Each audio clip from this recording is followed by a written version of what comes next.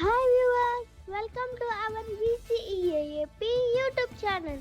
అందులో గుండె చెప్పుడు ఎంతో మంది జీవితాల్లో వెలుగు నింపుతున్న మా యొక్క ఛానల్ని మీరందరూ లైక్ చేసి సబ్స్క్రైబ్ చేసి మా యొక్క వీడియోస్ని షేర్ చేసి మరిన్ని లేటెస్ట్ అప్డేట్స్ కోసం బెల్ ఐకాన్ మీద క్లిక్ చేయండి. డియర్ ఫ్రెండ్స్, నా పేరు రవీంద్ర బాబు, state president visually challenging employees association Andhra Pradesh. నేను ఇక్కడ ఒక PDF పోస్ట్ చేయటం జరిగింది. అదేమిటంటే 24వ తారీఖు మార్చి నెల 2025న ఆంధ్రప్రదేశ్ సెక్రటేరియట్లో గౌరవ సాంఘిక సంక్షేమ మరియు విభిన్న ప్రతిభావంతుల సంక్షేమ శాఖ మంత్రివర్యులు శ్రీ డోలా బాలవీరాంజనేయ స్వామి గారి ఆధ్వర్యంలో state advisory board meeting on rights of person with disabilities act జరిగిన విషయం మీ అందరికీ తెలిసిందే. ఆ సమయంలో మనం కొన్ని రిప్రజెంటేషన్స్ని గౌరవ మంత్రివర్యులకి as a chairperson of state advisory బోర్డుగా ఆయనకి ఇవ్వడం జరిగింది. మనం ఇచ్చినటువంటి రిప్రజెంటేషన్స్ ఏవైతే ఉన్నాయో వాటినన్నింటినీ కూడా, అంటే దట్ మీన్స్ మనతో పాటు కొన్ని ఆర్గనైజేషన్స్, కొంతమంది వ్యక్తులు ఇచ్చినటువంటి దాదాపు 36 రిప్రజెంటేషన్స్ని గౌరవ మంత్రివర్యులు ప్రిన్సిపల్ సెక్రటరీ మహిళా మరియు విభిన్న ప్రతిభావంతుల సంక్షేమ శాఖ శ్రీమతి సూర్యకుమారి గారికి ఫార్వర్డ్ చేస్తూ ఆ కాపీ మనకు పంపించడం జరిగింది.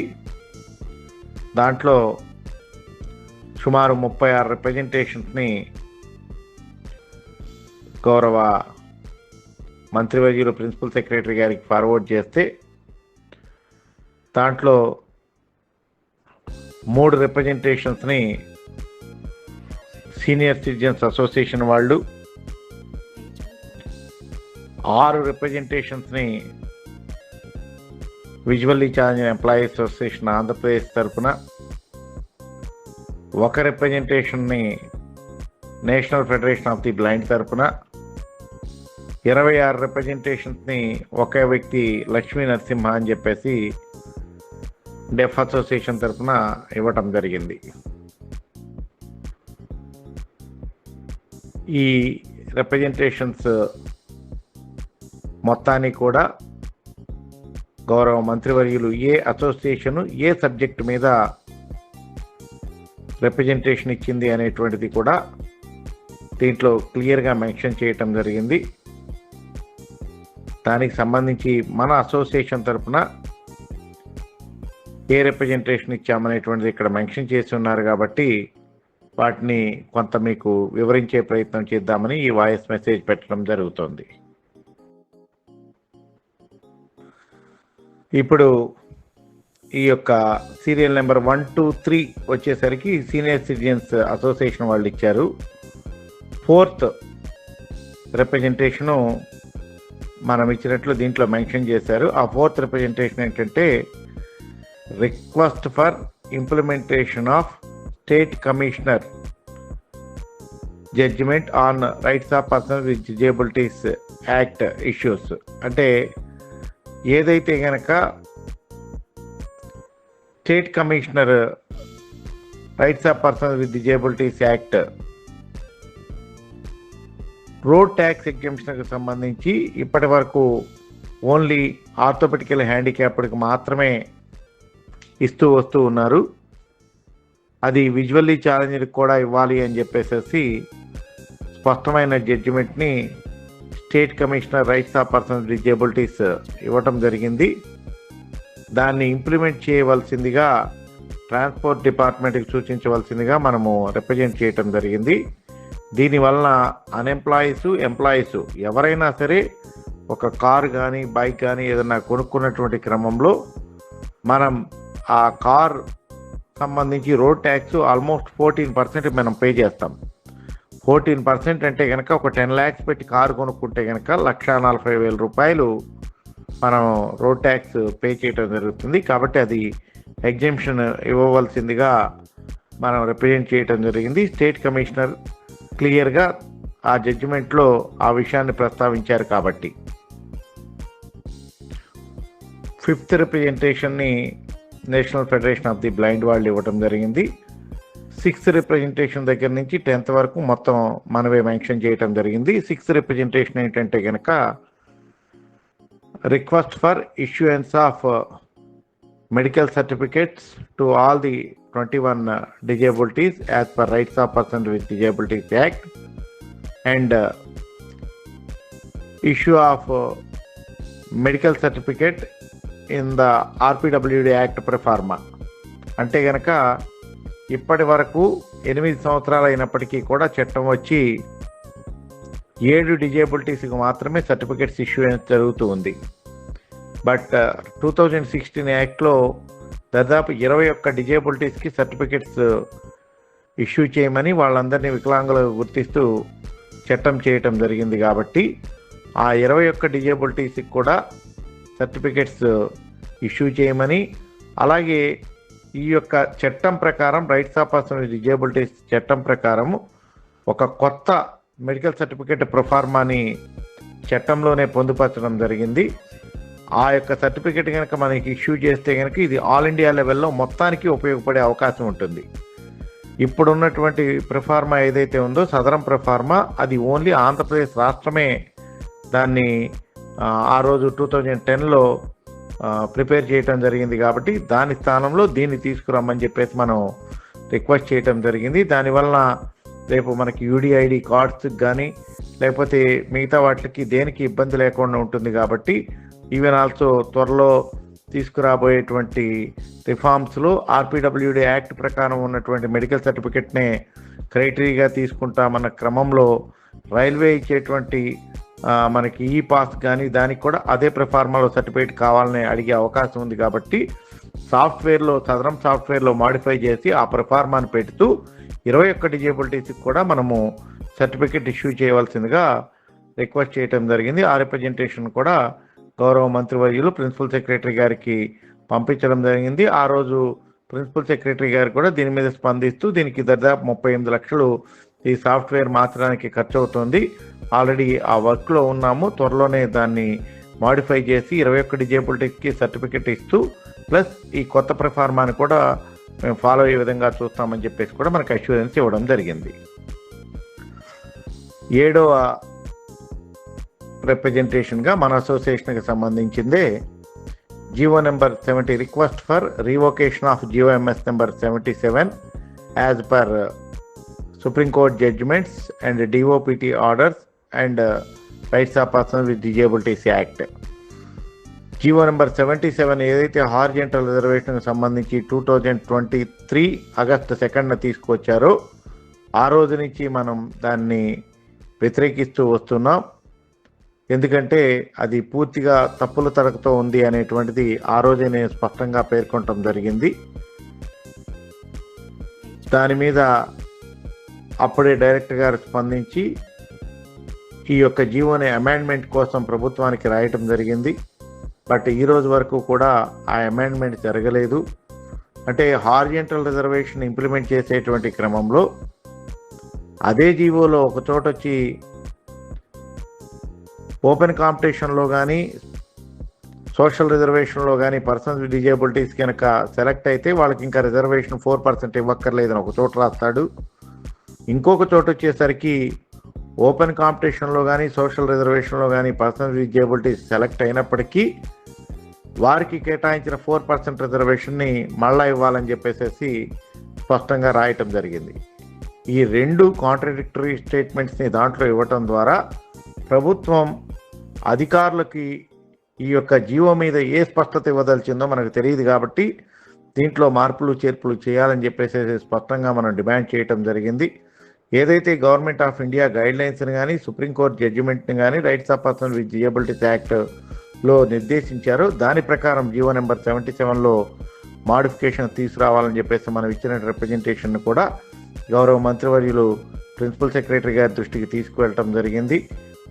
ఆ రోజే ప్రిన్సిపల్ సెక్రటరీ గారు కూడా స్పందిస్తూ జిఏడితో ఇప్పటికే ఈ అమెండ్మెంట్ గురించి 5 మీటింగ్స్ జరిగినాయి, ఇంకొక మీటింగ్ కనుక జరిగితే కనుక ఈ 77కి అమెండ్మెంట్ చేస్తామని చెప్పేసి కూడా మేడం ఆ రోజు అష్యూరెన్స్ నాకు ఇవ్వడం జరిగిందనేటువంటి విషయాన్ని తెలియజేస్తూ ఈ యొక్క 77 జీవోను కూడా అమెండ్మెంట్ గురించి మనం ఇచ్చిన రిప్రజెంటేషన్ కూడా మంత్రివర్యులు ప్రిన్సిపల్ సెక్రటరీ గారికి పంపించారు.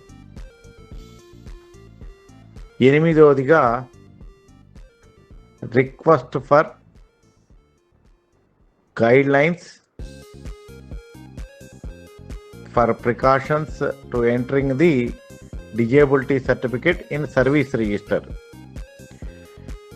ఏదైతే గనక ఒక మిడిల్లో ఉద్యోగం చేస్తూ మిడిల్లో డిజేబుల్డ్ అయినటువంటి వ్యక్తికి సంబంధించి సర్వీస్ రిజిస్టర్లో ఆ యొక్క సర్టిఫికెట్ని ఎంట్రీ చేసేటువంటి క్రమంలో చాలా డిపార్ట్మెంట్స్కి క్లారిటీ లేదు. ఆ సర్టిఫికెట్ని ఎంట్రీ చేయాలా వద్దా, చేస్తే కనుక ఎటువంటి ప్రికాషన్స్ తీసుకోవాలనేటువంటి దాని మీద స్పష్టత లేదు. కాబట్టి ప్రీవియస్గా ఇచ్చినటువంటి జీవో నెంబర్ 23ని అమెండ్మెంట్ చేస్తూ ఏదైతే డైరెక్ట్ రిక్రూట్మెంట్ సమయంలో డబల్ చెకప్ చేస్తున్నారో సదరం సర్టిఫికెట్ ఉన్నప్పటికీ కూడా రీజనల్ మెడికల్ బోర్డుకి పంపించి వారిని రీచెకప్ చేయిస్తున్నారో అదే సిస్టమ్ని ఈ యొక్క దీంట్లో కూడా ఫాలో అవ్వమని చెప్పేసి దీని మీద స్పష్టమైనటువంటి గైడ్లైన్స్ సర్వీస్ రిజిస్టర్లో ఒక ఎంప్లాయీ మిడిల్లో హ్యాండిక్యాప్డ్ అయినప్పుడు తనకి స్పష్టమైనటువంటి గైడ్లైన్స్ ఇవ్వటం ద్వారా అటు వాళ్ళ అపాయింటింగ్ అథారిటీకి ఇటు డిజేబిలిటీ పర్సన్కి ఇద్దరికీ కూడా మేలు జరుగుతున్నది. కాబట్టి దీని మీద స్పష్టమైన గైడ్లైన్స్ ఇవ్వమని చెప్పేసి కూడా మనం రిక్వెస్ట్ చేయటం జరిగింది. దాన్ని ఆధారంగా చేసుకొని గౌరవ మంత్రివర్యులు ఆ రిప్రజెంటేషన్ కూడా principal secretary women development, child and differently abled welfare Suryakumari మేడంకి ఫార్వర్డ్ చేయడం జరిగిందనే విషయాన్ని తెలియజేయడానికి సంతోషిస్తున్నాను. 9వదిగా మన association visually challenge employees association Andhra Pradesh ఇచ్చినటువంటి representation request for modification of application and guidelines for beneficiaries under National Food Security Act 2013. దీని అర్థం ఏంటంటే కనుక త్వరలో ఆంధ్రప్రదేశ్ రాష్ట్ర ప్రభుత్వం కొత్త రేషన్ కార్డ్స్ ఇష్యూ చేసినటువంటి క్రమంలో ఆ విధి విధానాల్లో కానీ లేకపోతే అప్లికేషన్స్లో కానీ గౌరవ ఢిల్లీ హైకోర్టు సూచించిన విధంగా ఇప్పటికే కేంద్ర ప్రభుత్వం దేశంలో ఉన్నటువంటి అన్ని రాష్ట్రాల సివిల్ సప్లైస్ ప్రిన్సిపల్ సెక్రటరీస్, కొన్ని రాష్ట్రాల్లో సివిల్ సప్లైస్ అని పిలుస్తారు, కొన్ని రాష్ట్రాల్లో ఫుడ్ ప్రిన్సిపల్ సెక్రటరీస్ అని పిలుస్తారు. వాళ్ళకి ఇచ్చినటువంటి ఆదేశాలకు అనుగుణంగా ఈ రాష్ట్రంలో ఉన్నటువంటి ప్రతి వికలాంగుడికి కూడా అంత్యోదయ రేషన్ కార్డ్స్ని ఇష్యూ చేసే విధంగా, అలాగే వాళ్ళ మెరిటోరియస్ స్టేటస్తో సంబంధం లేకుండా ప్రత్యేక ration cards, meritorious status means వాళ్ళ యొక్క పెళ్లి చేసుకున్నారా చేసుకోలేదా అనేటువంటి దాన్ని పక్కన పెట్టి సింగిల్ రేషన్ కార్డు విధానాన్ని ప్రవేశపెట్టాలని చెప్పేసి మనం స్టేట్ అడ్వైజరీ బోర్డు మీటింగ్లో మనం సూచించడం జరిగింది. At the same time representation కూడా ఇవ్వటం జరిగింది. దాని మీద అప్పుడే స్పందించినటువంటి ప్రిన్సిపల్ సెక్రటరీ మేడం, మీరు అప్లికేషన్స్ పెట్టించండి రవీంద్ర గారు అని చెప్పేసి నాకు చెప్పినప్పుడు, అప్లికేషన్ తీసుకోవడానికి ఎవరు ముందుకు రావట్లేదు madam, at the same time ఆ సాఫ్ట్వేర్లో కూడా ఆ ప్రొవిజన్ లేదంటే మీరు మాన్యువల్గా పెట్టించవచ్చు కదా అంటే, మాన్యువల్గా పెట్టినా కానీ అసలు ఆ యొక్క స్కీమే లేదు అన్నప్పుడు ఎట్లా తీసుకుంటారు, ఎంఆర్ఓస్ కానీ వీళ్ళు తీసుకునే పరిస్థితి లేదని చెప్పేసి నేను స్పష్టంగా మేడం దృష్టికి కూడా తీసుకువెళ్ళటం జరిగింది. త్వరలో రేషన్ కార్డ్స్ ఇష్యూ చేస్తున్నటువంటి క్రమంలో మనం ఇచ్చినటువంటి ఈ యొక్క దీన్ని ఆ, ఆ, కూడా రిప్రజెంటేషన్ని కూడా గౌరవ మంత్రివర్యులు ప్రిన్సిపల్ సెక్రటరీ గారికి పంపించడం జరిగింది. అట్ ది సేమ్ టైం రీసెంట్గా విజువల్లీ ఛానల్ యూత్ అసోసియేషన్ తరపున ఆ యొక్క స్టేట్ ప్రెసిడెంట్ రత్నరాజు గారితో సివిల్ సప్లైస్ కమిషనర్కి, ప్రిన్సిపల్ సెక్రటరీకి అండ్ సివిల్ సప్లైస్ మినిస్టర్ గారికి కూడా, ఈ ముగ్గురికి కూడా మన రిప్రజెంటేషన్స్ ఇచ్చి ఆ 3 రిప్రజెంటేషన్కి సంబంధించి టపా స్టాంప్స్ను కూడా మనం తీసుకోవడం జరిగింది. ఈ యొక్క కొత్త రేషన్ కార్డు విధానంలో మనం చెప్పినట్టు వారు మార్పులు చేస్తే సరి, లేని పక్షంలో మనం ఆల్రెడీ అక్నాలజ్మెంట్ తీసుకున్నాం కాబట్టి దీని మీద పబ్లిక్ ఇంట్రెస్ట్ లిటిగేషన్ కానీ ఏదో ఒకటి వేస్ అయినా సరే దీన్ని ఇంప్లిమెంట్ చేసే విధంగా విజువల్లీ ఛానల్ యూత్ అసోసియేషన్ని గైడ్ చేసేటువంటి బాధ్యతను విజువల్లీ ఛానల్ ఎంప్లాయీ అసోసియేషన్ తీసుకుంటుంది. ఈ రాష్ట్రంలో ఉన్నటువంటి ప్రతి వికలాంగుడికి కూడా ఈ యొక్క రేషన్ కార్డు ప్లస్ అంత్యోదయ స్కీమ్ని ఇంప్లిమెంట్ చేసే విధంగా అసోసియేషన్ కృషి చేస్తుందనే విషయాన్ని మీ అందరికీ తెలియజేస్తున్నాను. 10వ రిప్రజెంటేషన్గా అది కూడా మనం visually channel employee association Andhra Pradesh ఇచ్చింది. Request for resolved issues in RTC for differently disabled persons. ఆర్టీసీలో మనకు సంబంధించి ఉన్నటువంటి సమస్యలు ఏవైతే ఉన్నాయో వాటిలన్నిటిని కూడా క్రోడీకరించి ఒక రిప్రజెంటేషన్ ఇవ్వటం జరిగింది. దాంట్లో దరిదాపు 7-8 పాయింట్స్ని మనం ఐడెంటిఫై చేయటం జరిగింది. దాంట్లో ముఖ్యంగా త్వరలో ఆంధ్రప్రదేశ్ రాష్ట్ర ప్రభుత్వం ఈ ఫ్రీ బస్ పాస్ని మహిళలకు తీసుకొస్తున్నటువంటి క్రమంలో ఆ స్కీమ్ని మాకు ఇంప్లిమెంట్ చేస్తూనే, పర్సన్ విత్ డిజేబిలిటీస్కి ఇంప్లిమెంట్ చేస్తూనే 50% కన్సెషన్ అనేటువంటిది కూడా మాకు మిగతా బస్సెస్, నాన్ ఏసీ బస్సెస్ ఏవైతే ఉన్నాయో వాటిలన్నిటిలో ఇంప్లిమెంట్ చేయమని చెప్పేసి మనం రిక్వెస్ట్ చేయటం జరిగింది.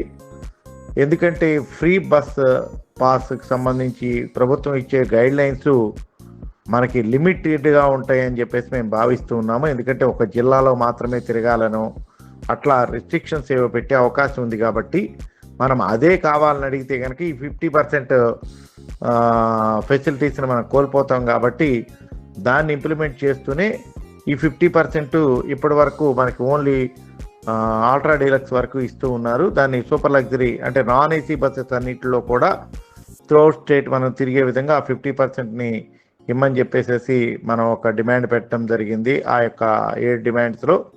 అలాగే ఈ సీట్స్ ఏవైతే ఉన్నాయో ఆ సీట్స్కి సంబంధించి కూడా కంపల్సరీ పర్సనల్ డిజేబిలిటీస్ ఎక్కిన వెంటనే ఆ యొక్క సీట్ని మాకు ఇచ్చే విధంగా, అలాగే త్రూఅవుట్ స్టేట్ ఒకే ఫార్మేట్ బస్ పాస్ ఉండే విధంగా, అలాగే తెలంగాణలో ఏదైతే పర్సన్ విత్ డిజేబిలిటీస్ ఎంప్లాయీస్కి కూడా ఈ బస్ పాస్ ఇస్తున్నారో అదేవిధంగా ఇక్కడ కూడా ఇమ్మని చెప్పేసి అదొక డిమాండు.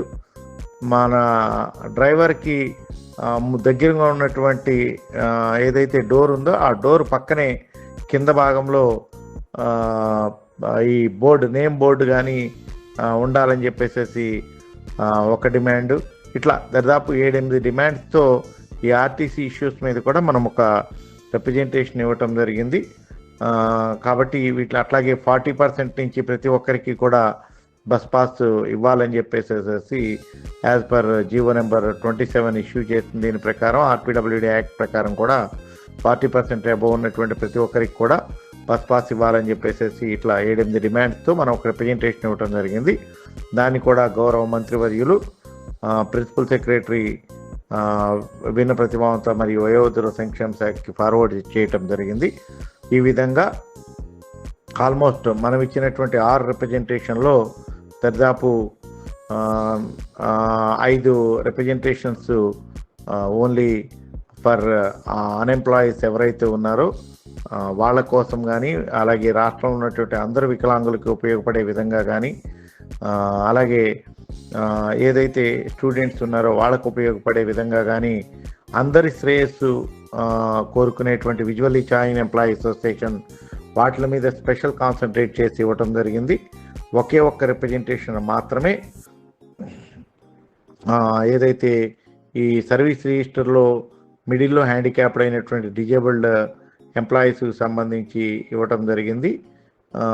ఒక రిప్రజెంటేషన్ మాత్రం ఉమ్మడి ప్రయోజనాలు అటు ఎంప్లాయీస్ కానీ అటు అన్ఎంప్లాయీస్ కానీ లేకపోతే స్టూడెంట్స్ కానీ ఎవరైనా కానీ ఈ వెహికల్ పర్చేస్ చేసినప్పుడు రోడ్ ట్యాక్స్ ఎగ్జంప్షన్కి సంబంధించి ఇవ్వటం జరిగిందనేటువంటి విషయాన్ని తెలియజేస్తూ ఇలా ప్రతి ఒక్క సమస్యపై ప్రత్యేకమైనటువంటి కాన్సన్ట్రేట్ చేసి visually challenge employees association Andhra Pradesh ప్రత్యేకంగా మన విజువల్లీ ఛాలెంజ్డ్ కోసం and at the same time మన యొక్క వికలాంగుల కమ్యూనిటీ కోసం నిరంతరం ఫైట్ చేస్తూనే ఉంటుందని మరొక్కసారి తెలియజేస్తూ ఈ యొక్క స్టేట్ అడ్వైజరీ బోర్డు మీటింగ్లో మనం ఇచ్చినటువంటి ఈ రిప్రజెంటేషన్స్ అన్నిటికీ కూడా ప్రభుత్వం నుంచి సానుకూల స్పందన వచ్చి ఆ యొక్క ఇష్యూస్ సాల్వ్ అవుతాయి అని చెప్పేసి భావిస్తూ థ్యాంక్ యూ అనండి.